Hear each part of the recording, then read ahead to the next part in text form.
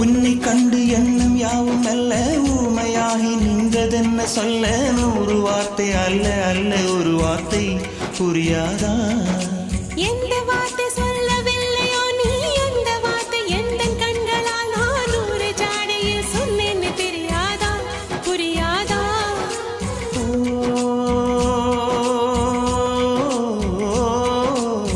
my போல நானும்